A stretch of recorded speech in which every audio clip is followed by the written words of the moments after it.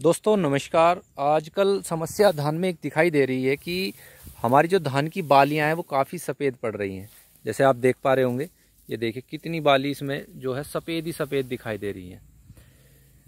ये सफ़ेद पड़ने का कारण क्या है? दो तीन कारण इसके हम आज बात करेंगे। इसी पे दो तीन कारण इसके हो सकते हैं कि किस तरीके से हमारी जो धान की बालियाँ हैं वे सफ़ेद पड़ सकती हैं। पूरी डिटेल में हम बात करेंगे। देखिए किसान भाइयों, सफ़ेद धान की बाली जब पड़ती है या तो किसी फंगस का अटैक हो या किसी कीट का अटैक हो। फंगस का अटैक है तो हमारी ज़्यादातर पूरी कलम पे ही जो है उसमें दाना नहीं बनेगा और जो बाली हैं वे सफ़ेद हो जाएंगी। बकास उसमें ज़्यादा होगी और जब बकास ज़्यादा होगी तो हमारी पैदावार कम हो जाएगी।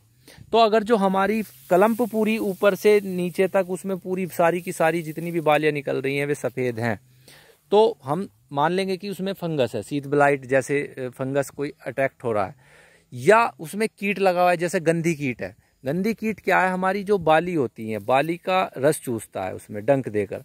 अब जैसे आप देख पा रहे होंगे, ये देखिए, ये गंधी कीट की वजह से ही हमारी बालियों का रस चूस रखा है। तो उसमें जो है वो बाली, उसमें दाना नहीं बन पाता, बाली सफ़ेद हो जाती हैं और उसमें क्या कहते हैं, उसमें बकास की मात्रा ज़्यादा बढ़ जाती है।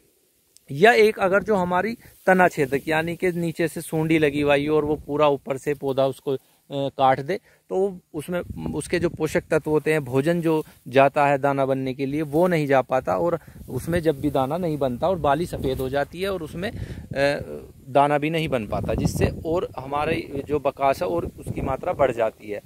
अब बात करते हैं कि इसकी रोकथाम क्या है किसान भाइयों। इसकी सबसे, अगर जो हमारे खेत में फंगस है, जैसे मैंने आपको बताया, फंगस अगर जो जड़ से ही हमारा पौधा सफ़ेद होता जा रहा है ऊपर तक, तो वो फंगस हो सकती है।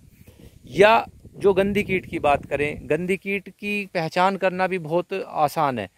जो हमारी बालियां हैं उनको हमें सूंघना, यानी कि जैसे अब मैं इसकी, हमारी जो है इसमें ये सफ़ेद हो रही है, देखिए, तो इसमें अगर जो ताजी बाली है उसको देखना है, उसको सूंघना है, तो उसमें से गंध आएगी।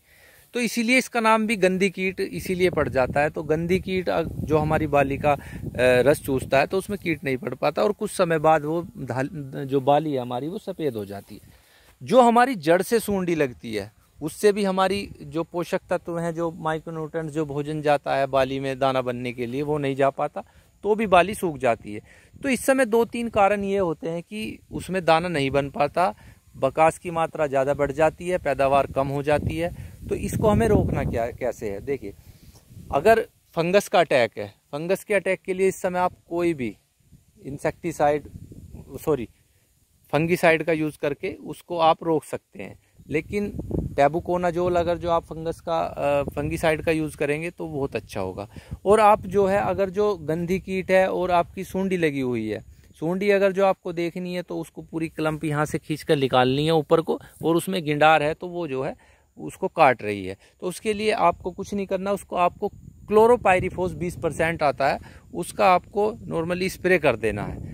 ये आपको 150 ml पर एकड़ के हिसाब से 300 साढ़े 300 लीटर पानी आपका लगेगा। उसमें आप जो है 1 एकड़ की आपकी आराम से हो जाएगी। तो इस तरीके से आप अपनी अगर जो फैल रही है तो उसको रोक सकते हैं। जानकारी कैसी लगी हमें ज़रूर बताइएगा और चैनल को सब्सक्राइब कीजिएगा। धन्यवाद।